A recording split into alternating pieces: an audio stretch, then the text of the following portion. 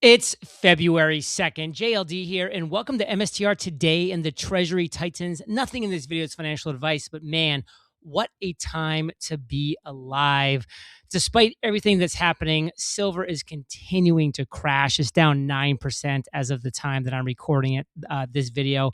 That's after being down over 28% on Friday. Just insanity. Michael Saylor is doing what?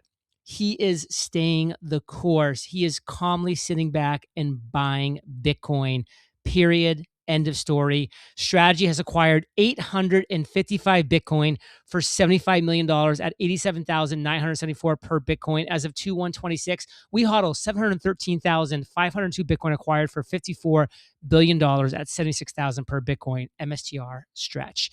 And Bitcoin's having a little bit of a rally as we're speaking. It's hovering in the high 78,000 range after hitting a low overnight, by the way, like at 74.5. So big jump up of about 4,000 Bitcoin over the past few hours. Of course, who knows what's going to happen in the next couple hours, the next couple days, next couple weeks. But guess what?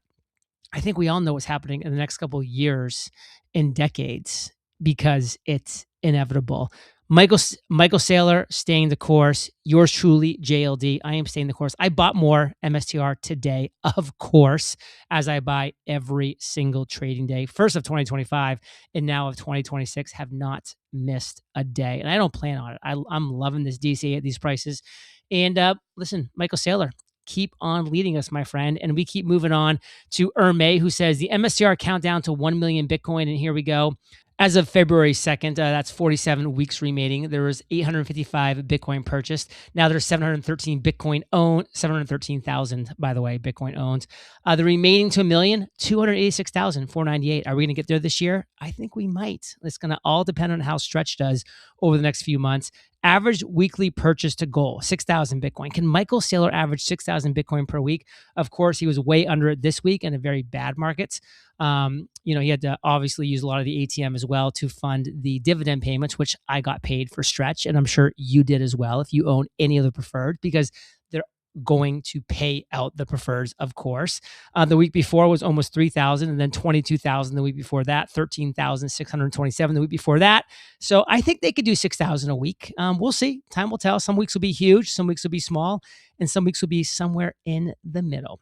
Mark says MSTR is holding up very well with MNAV now at 1.1x and shares outperforming Bitcoin year to date. And by the way, it's pretty good to see. At the time of this recording, MSTR was down like 3%, which is insane to think that MSTR is only down 3% after the absolute dump in the market.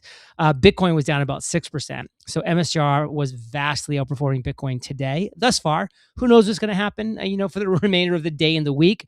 But it is good to see that the MNAV is starting to kind of move in the right direction here.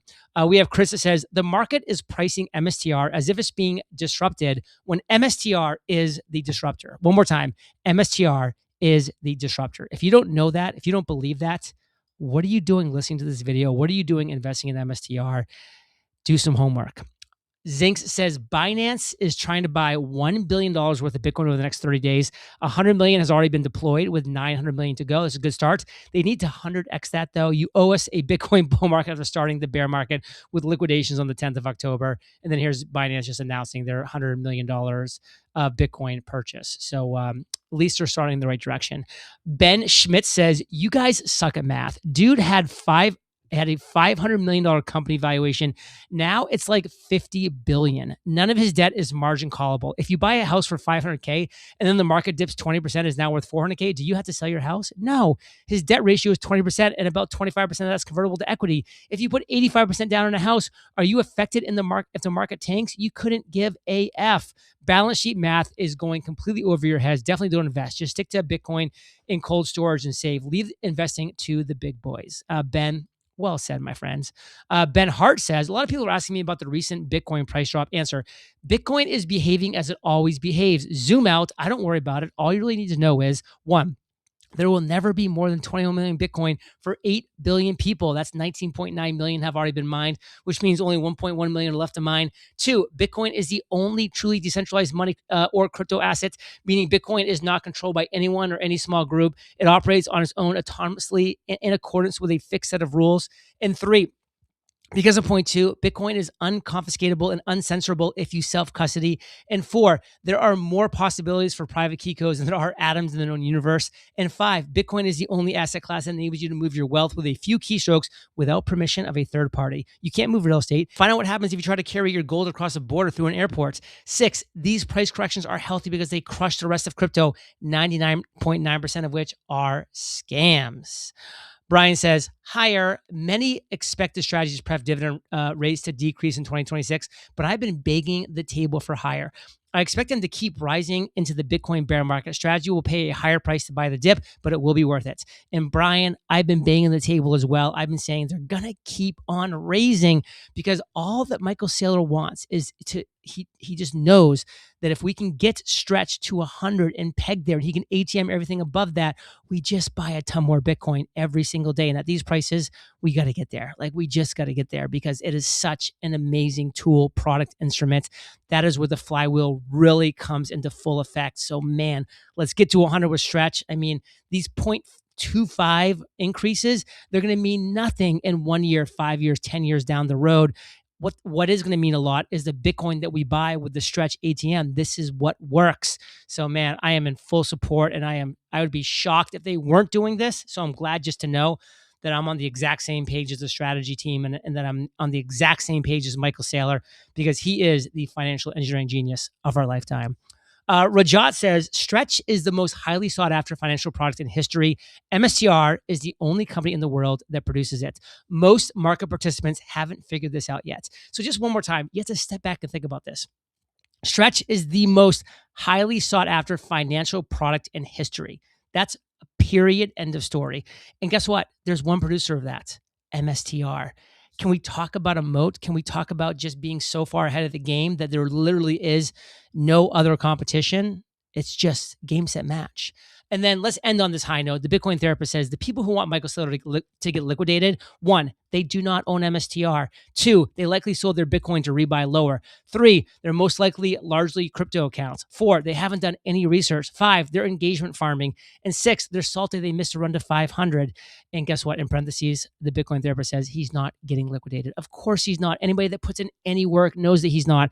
But people are shorting the stock. They're fighting the stock. They're rooting against the stock because they're idiots and because they missed it and because they're just not smart, especially when it comes to strategy. But people who have done the work, those are intelligent individuals that have actually done the work enough to have an opinion on it. And I've never met a person who's done the work on Bitcoin and who's done the work on MSTR that isn't a complete believer. The only people who are not a believer in Bitcoin and MSTR are those that have not done the work, yet they still feel validated, or they still feel like they have a reason for having an opinion, which they don't. And of course, I just call them clueless over and over and over again, because I'm the only one speaking their truth in those scenarios. They are clueless. Everything they're saying is untrue.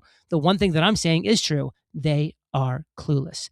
So guess what? We have a great clip of Michael Saylor just breaking this down when we get back from thanking our sponsors. Scams and identity theft do not start with hackers. They start with your personal data being easy to find online. Your home address, phone number, and employment history can be sitting on dozens of websites right now, waiting to be used for fake loans, targeted scams, or worse. That information is spread across people's search pages, shady directories, and commercial databases you've never even heard of. That's where Incogni comes in. Instead of spending hundreds of hours manually opting out of these sites, Incogni automates the entire process. They hunt down your data and demand its removal. Incogni doesn't just do this once. They continuously monitor these sites in the background to make sure your data doesn't reappear. I recommend the unlimited plan because when something isn't covered automatically, Incogni's custom removals feature lets you send in a specific link and a dedicated privacy expert takes care of the manual removal for you, start to finish. Remember, if they can't find you, they can't use your data against you. Take your data back risk-free with Incogni's 30-day money-back guarantee. Use code MSTR for 60% off an annual plan at incogni.com/MSTR. That's INCOGNI.com/MSTR. When you want more, start your business with Northwest Registered Agent and get access to thousands of free guides, tools, and legal forms to help you launch and protect your business all in one place. Build your complete business identity with Northwest today. Northwest Registered Agent has been helping small business owners and entrepreneurs launch and grow businesses for nearly 30 years. They are the largest registered agent and LLC service in the U.S. with over 1,500 corporate guides, real people who know your local laws and can help you and your business every step of the way. Build your business identity fast with resources, forms, and step-by-step guides, even before creating an account. Sign up to manage your business hub with lawyer-drafted documents. Northwest is your one-stop resource, makes life easy, and keeps privacy automatic, never selling data anywhere. Don't wait. Protect your privacy, build your brand, and get your complete business identity in just 10 clicks and 10 minutes. Visit www.northwestregisteredagent.com/JLD free and start building something amazing. Get more with Northwest Registered Agent at www.northwestregisteredagent.com/JLD free. You have $60 billion of capital, sell $6 billion of credit a year. That's sustainable in theory in perpetuity, right? I mean, so you're really building a business where, you look to sell $6 billion of credit against $60 billion of capital, have the capital appreciate to $100 billion. The next year, sell $10 billion of credit, have the capital appreciate to $130, $140. The next year, sell $13 billion of credit. And you're like, what's your cash flow? Oh, $6 billion, $10 billion, $15 billion, $20 billion, $25 billion, $30 billion. The equity capital markets, they like a business model well understood, predictable. The credit markets, they like an issuer, highly over-capitalized, over-collateralized, and oftentimes they like third-party endorsements. That the thing that we're struggling against in the credit markets is the Basel rules currently give zero value to Bitcoin. So you could have 60 billion, they multiply by zero, and the credit rating agencies think it's worth nothing. I see. So getting that zero multiplier to go to 25% or 50 or 100% is a big deal. And getting institutional adoption by the traditional credit establishment. So that's what we need to see in 26. Yeah, if you're making a list of like our regulatory hurdles, it was, get the insurance companies to insure us, get the accounting profession to give us fair accounting, right? Make sure the IRS and the Treasury doesn't unfairly tax us with CAMT. Make sure that the indexes, don't discriminate against us by not allowing us in indexes because we're digital instead of whatever, right? Get the banks to agree to bank us and extend credit, and get the regulators to allow us to take a company public, which those things we've overcome. I think that the last thing to focus upon is get the banking regulators to acknowledge digital assets as assets. Yeah. Right? Yeah. If someone deems you to be a non-person, it's like, okay, well, you're going to have 100 million voters and you all get 0 votes each. You don't really have equal participation in the society. So moving from being illegitimate assets to legitimate assets is a big deal. And believe it or not, sometimes it's a committee of like 8 people that decide to legitimize you or not. So we need to get them on board. Yeah. Michael, I know you're short on time. This has been amazing. Thank you for having us here. We're in the library. I'm going to ask you a question completely on a tangent to finish. Do you have a book that you would recommend anyone to read? One that's like had a real impact on your life? It doesn't, obviously not a Bitcoin book, just anything. I think that if you have copious free time, there are 2 histories. Either read The Story of Civilization, which is Will Durant's history, and it's like 11 volumes, maybe 12 to 15,000 pages. Start at the beginning, go to the end. Might take you a few hundred hours. You can listen to it in audio form, or you can read it. Read it if you can, because there's a lot of graphic images in it. I think that it's a balanced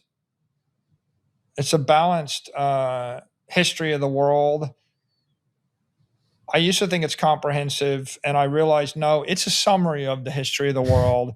But compared to what you studied in school, you probably got the Cliff Notes, and this was just a intellectually responsible summary. And so I would do that, because if you read the history of the world, the Asian histories, Middle East, European histories, American histories, you'll have 1,000 examples of civilizations rising and falling, maybe 10,000 examples, and you'll see certain themes over and over again, but it will immunize you or inoculate you against falling for, the latest new idea du jour. What's the second best? There is no second best.